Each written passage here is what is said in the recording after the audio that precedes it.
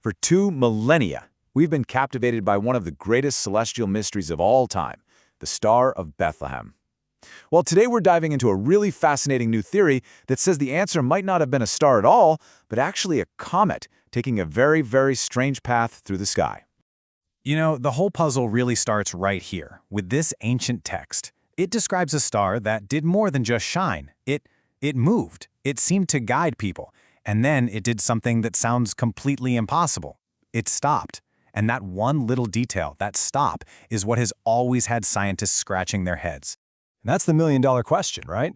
I mean, everything we see in the sky, stars, planets, you name it, they all follow predictable paths. It's just physics. So how could anything look like it just slammed on the brakes in midair? That's the scientific puzzle we're going to try and unpack. So yeah, let's start with that central piece of the puzzle, a star that appeared to stop. This one single bizarre detail is the main reason why so many of the usual astronomical explanations just don't quite add up. Which leads us to a really interesting possible solution, the comet of 5 BCE.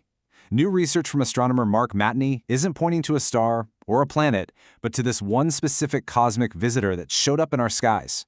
And get this, the evidence for this comet actually comes from the other side of the planet. See, ancient Chinese astronomers were incredibly careful observers of the sky, and their records are pretty clear. They documented a bright comet back in 5 BCE. So this theory basically says, hey, what if this is the exact same object that was seen over the Middle East? And just look at how dramatic this event would have been. The model suggests that this comet swung within 380,000 kilometers of Earth.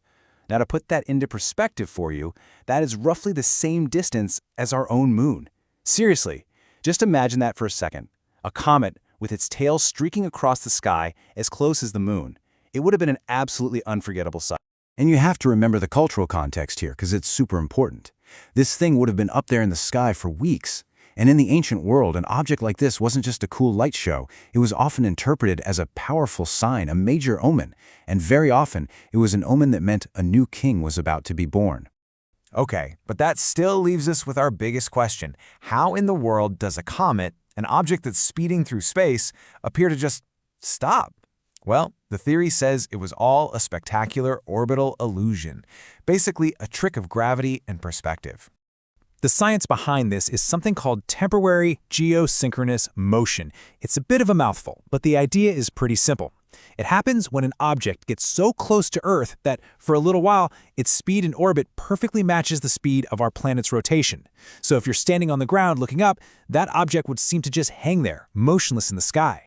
So here's how the model says it all played out. First, the comet's flight path brought it incredibly close to us. Then, our planet's own gravity was strong enough to bend its trajectory, kind of like a gravitational slingshot.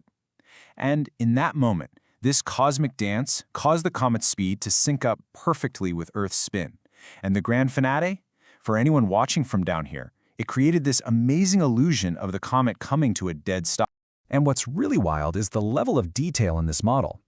The simulations show this wasn't just some fleeting blink-and-you'll-miss-it moment. This apparent stop would have lasted for about 9 whole days. That's more than enough time for people to notice and decide it was a truly major event. Now, as cool as this comet theory is, it's definitely not the only game in town. To really get why it's so significant, we need to see how it stacks up against the other big cosmic theories out there.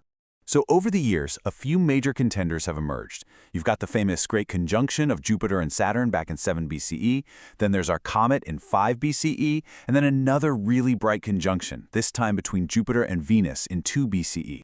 So fundamentally, we're talking about two totally different kinds of celestial events here.